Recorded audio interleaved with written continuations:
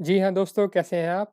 इस वीडियो में मैं आपको बताऊँगा कि मिंटिंग क्या होता है। आपने डेफ़िनेटली सुना होगा कि क्रिप्टो करेंसी के अंदर एक चीज़ होती है मिंटिंग, कि लेकिन आपको शायद समझ नहीं आ रही हो कि ये चीज़ क्या होती है। आप और लोग मिंटिंग करते भी हैं, तो आप भी शायद जानना चाहते हैं कि मिंटिंग कैसे करते हैं और ये होता क्या है?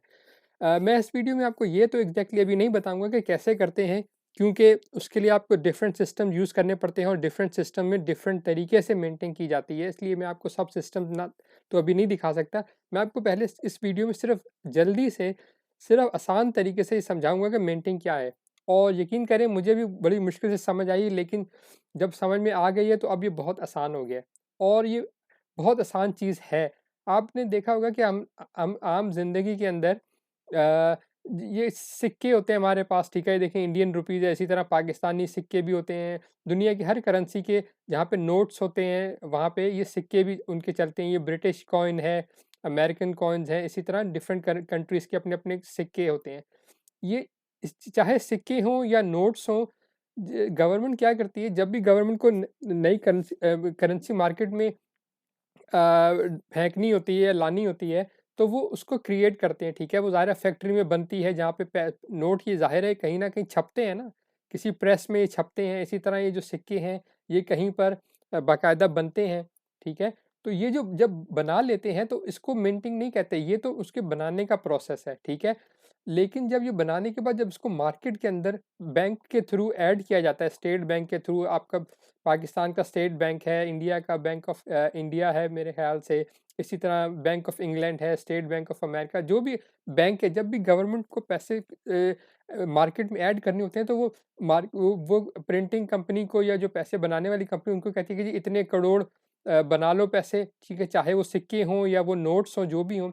और जब वो बन जाते हैं, तो फिर वो बैंक को दे दिए जाते हैं, ताकि और फिर बैंक के थ्रू वो मार्केट में पैसा उसमें शामिल किया जाता है, करेंसी इकोनॉमी के अंदर। तो ये जो प्रोसेस है, जो शामिल करने का प्रोसेस, ठीक है?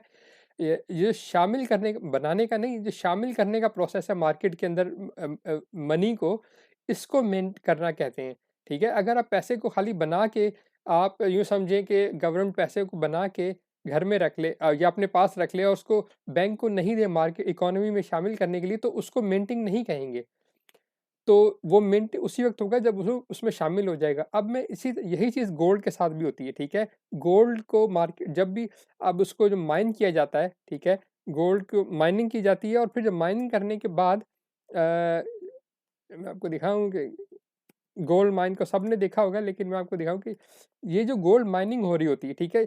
माइन करने के बाद, जब जो गोल्ड जब प्रोसेस होने के बाद जब मार्केट में आता है, वो होता है, इसको कहते हैं मिंटिंग का प्रोसेस। उसको मिंट किया जाता है, ताकि वो इकोनॉमी में, गोल्ड इकोनॉमी में उसको वो उसमें शामिल हो जाए, ऐड हो जाए।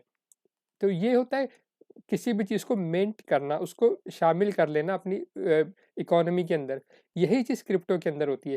क्रिप्टो के अंदर जब कॉइन की जो मिंटिंग होती है, वो ये होती है कि जब आप किसी चीज़ को ब्लॉकचेन के अंदर उसको शामिल कर देते हैं। मिसाल के तौर पे मैं आपको यूँ बताऊँ कि अगर आपने कॉइन्स क्रिएट किए हैं, क्योंकि आजकल हर कोई अपने कॉइन्स क्रिएट कर सकता है। आप जब कॉइन्स को क्रिएट करते हैं, तो आपको उसको किसी न किसी ब्लॉकचेन पे क्रिएट करना होता है। जब आप उसको ब्लॉकचेन पे क्रिएट करते हैं और लाइव करते हैं, जहाँ पर लोग उसको खरीद सकें, बेच सकें, सब कुछ कर सकें, तो इसका मतलब है, अब वो आपने उसको मिंट कर दिया है, यानी कि आपने अपने कॉइन्स हैं उसको ब्लॉकचेन का हिस्सा बना दिया है। ओके।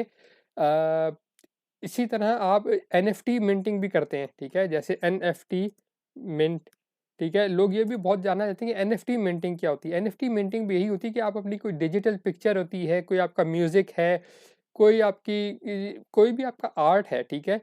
उस आर्ट को, ठीक है, जब तक जो आपके पास ये एक तस्वीर है, कुछ भी नहीं, एक फाइल है आपके कंप्यूटर पे, मोबाइल पे आपके सेव हुई है, कोई मसला नहीं है।